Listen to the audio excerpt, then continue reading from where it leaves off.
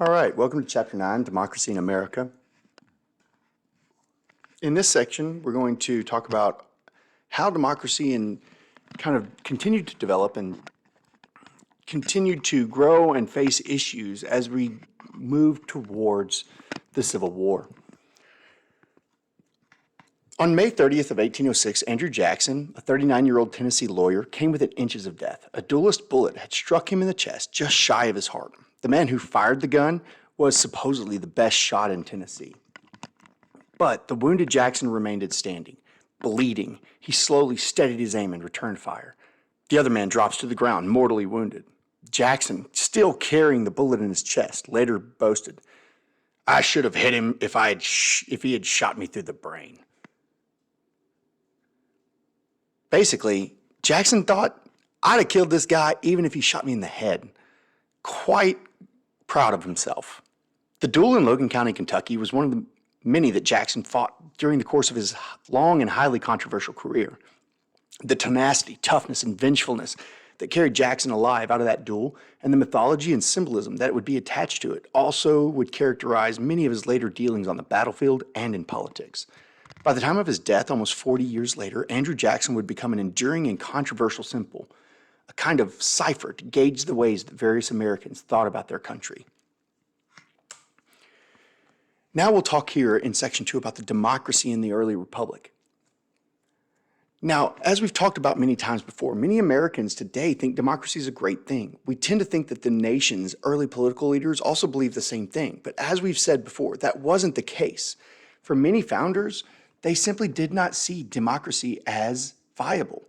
A wide variety of people participated in early U.S. politics, especially at the local level, but ordinary citizens' growing direct influence on government really frightened the founding elites.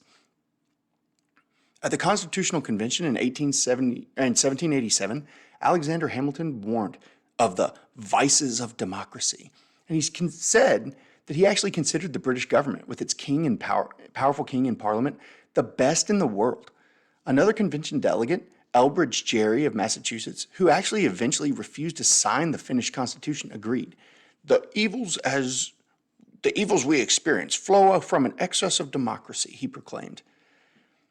Ultimately, for quiz and test purposes, you need to understand that they believed too much participation by the multitudes would undermine good order. It would prevent the creation of a secure and united Republican society. The Philadelphia physician and politician Benjamin Rush, for example, sensed that the revolution had launched a wave of popular rebelliousness that could lead to a dangerous new type of despotism. "In our opposition to monarchy," he wrote, "we forgot that the temple of tyranny has two doors. We bolted one of them by proper restraints, but we left the other open by neglecting to guard against the effects of our own ignorance and licentiousness." Okay, but such warnings did nothing to quell Americans' democratic impulses in the late 18th and early 19th century. Americans who were allowed to vote, and sometimes even those who weren't, went to the polls in impressive numbers. Citizens also made public demonstrations. They delivered partisan speeches at patriotic holidays and anniversary celebrations. They petitioned Congress, openly criticized the president, and insisted that a free people should not defer even to elected leaders. In many people's eyes, the American Republic was a democratic republic. The people were sovereign all the time, not only on election day. The elite leaders of political parties could not afford to overlook the cultivation of popular favor, as Alexander Hamilton had put it. Between 1790s and 1830s, the elite of every state and party learned to listen, or at least pretend to listen to the voices of the multitudes. And ironically, an American president holding the office that most resembles a king's would come to symbolize the democratizing spirit of American politics. In the third section here, we're going to talk about one of the most trying things of the early democratic principles, and that's going to be about slavery and how we deal with new states. And this becomes known as the Missouri Crisis. Now, a very troubling pattern was also emerging in national politics and culture. During the first decades of the 19th century, American politics shifted towards sectional conflicts among the states of the North and South and the West. Since the ratification of the Constitution in 1789, the state of Virginia had wielded more influence on federal government than any other state. In fact, 4 of the first 5 presidents were from Virginia.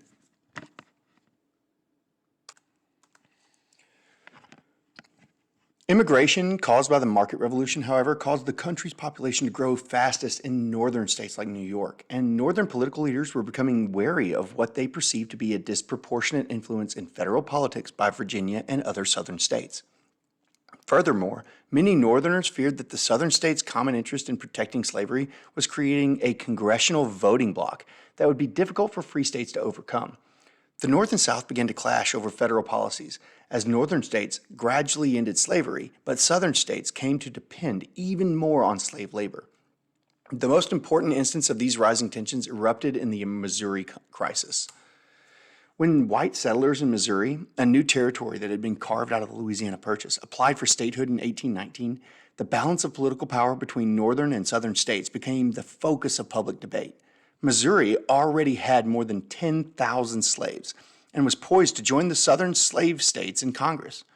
Accordingly, Congressman James Tallmadge of New York proposed an amendment to Missouri's application for statehood. Tallmadge claimed that the institution of slavery mocked the Declaration of Independence and the liberty it promised to all men. Now, for quiz purposes, you need to know what he proposed.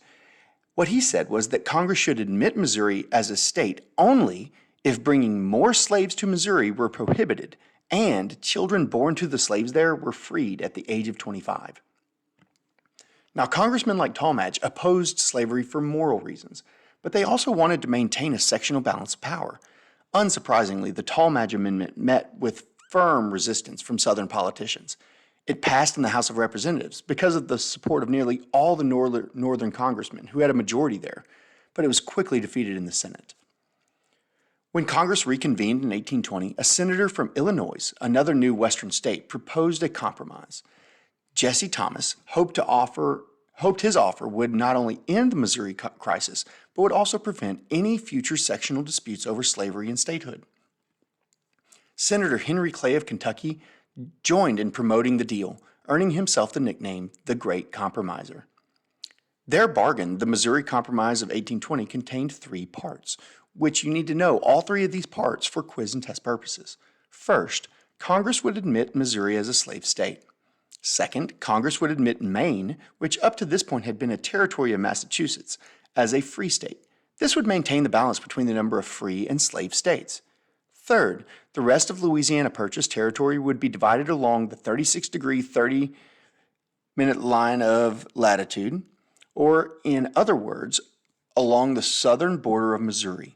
Slavery would be prohibited in other new states north of that line, but would be permitted in new states to the south of that line.